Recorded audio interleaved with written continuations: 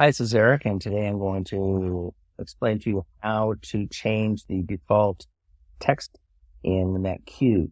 There's a few things you need to understand before we even get into Mech-Q. The first is how your plotted text height relates to your drawing scale here on the left.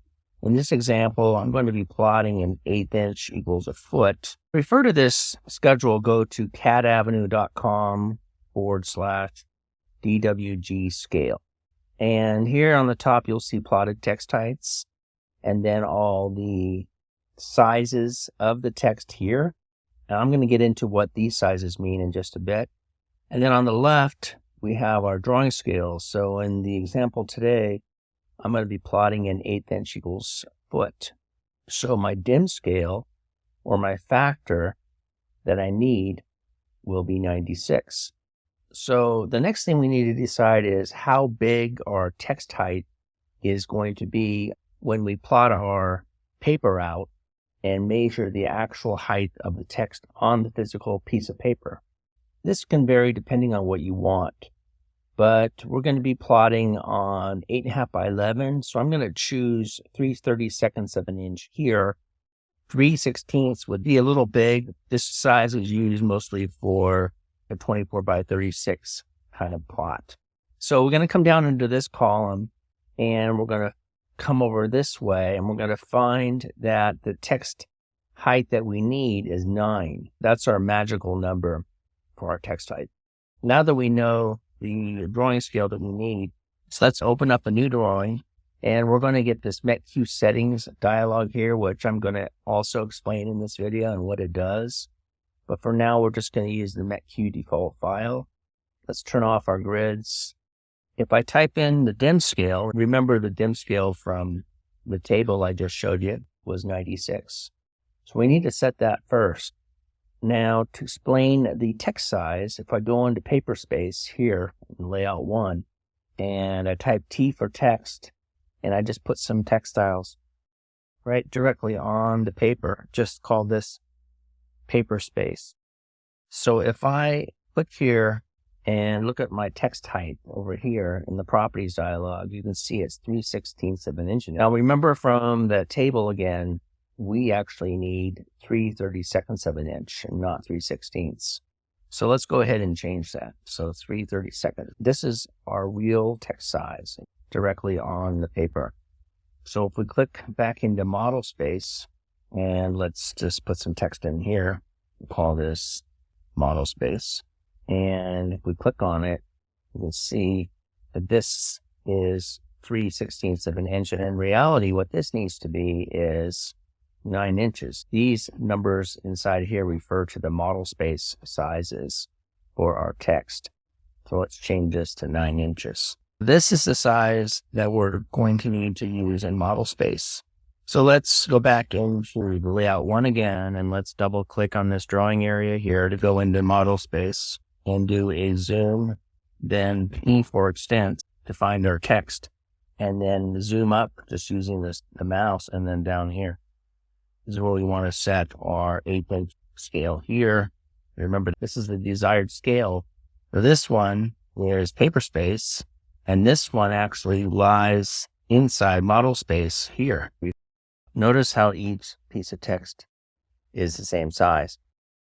So that's what we're trying to achieve. We're actually taking that 3/32 of an inch text size and then multiplying it by 96, and that equates to 9 inches. So the second part of this video, we're going to focus on how to set the Mech-Q font to whatever font you need. In this example, I'll be setting it to the Arial True Type font or Adobe font. So let's go back into model space real quick, and let's go up here where it says Mech-Q config. Click on this, and we'll click on text and font. When we start drawing piping, for example, and we want to label the piping, what Mech-Q is going to do is it's going to find this text.shx and start using that as the font. And it's also going to use this text height of 0.125. Now, remember, our text height actually needs to be 3/32 of an inch and not 0.125. If we do the math, so 3 divided by 32 is 0.09375. So this is going to be too big. Let me just show you what happens when I put a piece of pipe here in my drawing. I'm going to go into the piping, and we'll go to the options, and I've got my pipe length label turned on. Here I've turned off my text box. I'm going to be putting a 3-foot piece of pipe in, and I'll type in 3 feet, enter. And now it's going to ask me to put the label on the pipe. So as you can see, what it's done, it's used a slightly bigger size text here. So let's go back up here to MetQ, and we'll change that to 0.09375. And then we'll choose OK. Let's talk about a couple of things here. So we got the text style name is equal to MetQ, and the font file that it's using is equal to this text.shx, which is this font here you can see behind. Now, if I wanted to change this font to match this Arial font, which is a true type font, what I need to do is go into the Explorer real quick.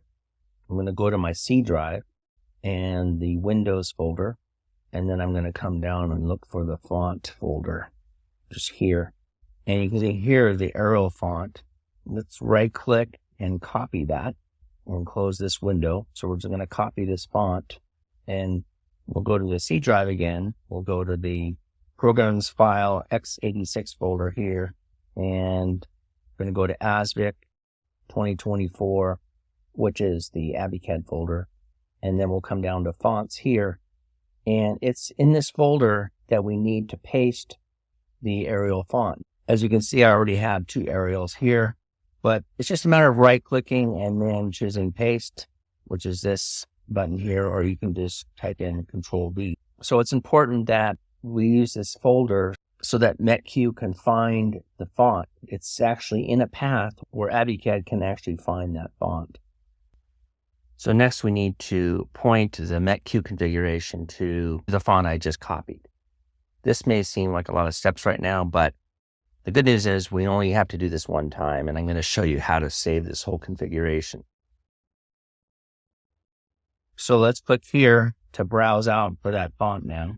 This PC will go over to the C drive and fonts. And down here, it's looking for the SHX fonts. We need to pull this down and select TF, True Type Fonts, and then just click the Arial. So now this is all set in MetQ to use the Arial font using the MetQ text style. We'll say OK, and then OK. Let's look at the MetQ text style. So if we type in ST for style, you can see that it's also using the text.shx. So we're going to change this to Arial so that it matches it.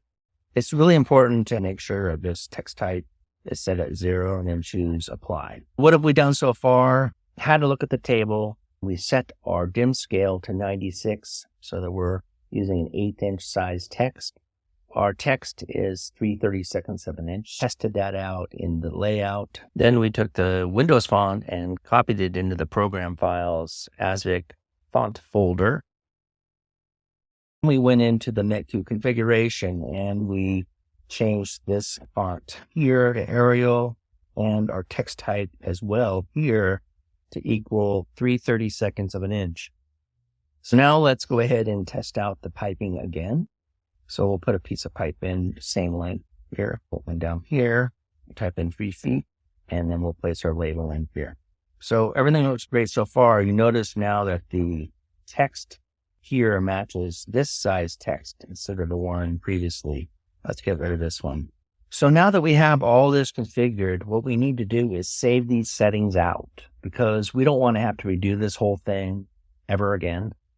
So we're going to come over to MetQ configuration, and instead of choosing text and font, we'll come down here and choose Import Export. And in this dialog, go to the bottom section here and choose this option, Export All MetQ Module Settings. Now, Export All is going to take all your MetQ settings and save them out to a backup file. Now, there's another way of doing that, and that's to select individual pieces to be backed up in Mech-Q. I'm choosing the all just to simplify this video, but you could come down and choose the Mech-Q general configuration and back that up as well. There's ways of backing up everything, or there's ways of backing up just individual modules and then other configuration settings. And we'll select this button here to export. And then in this dialog, we want to save the INI extension. We don't want this one at the bottom. So remember to choose the INI, because what we're going to do is we're just going to create a backup of that file. So we'll choose OK. Now what I recommend doing is going to your My Documents folder. I've got a folder called MetQ Backup Settings here, and I'm just going to give it a descriptive name here. I'm just going to say Backup Aerial Settings. And that will remind me in the future of what this INI file really is. And then we'll just choose Export and Exit. Choose OK. Let me go into a drawing that does not use this MetQ text. Let's first have a look at the MetQ config. As you can see, it's using the old style of text.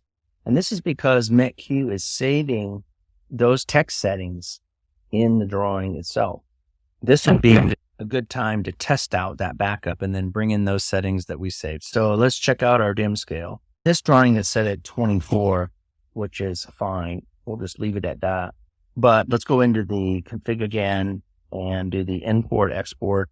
And in this example, we're going to import all settings. We're going to select the file. Again, we're going to choose this top setting for the INI file. And then we're going to browse to the Documents folder and find that backup setting. We'll choose this, and then we'll choose Import and Exit. So now when we have a look at the MetQ configuration, you'll see that's brought in all those settings. And here we need to set this style to Arial, and that changes all the text that's using this style here. And let's go in and create a new piece of pipe here. We'll choose our straight piece, type in 3 phi. Let's go ahead and label it here. So as you can see, now both pieces of text match. And this text here is slightly smaller. And that comes from the fact that if you look at the text size here, it's set at 3.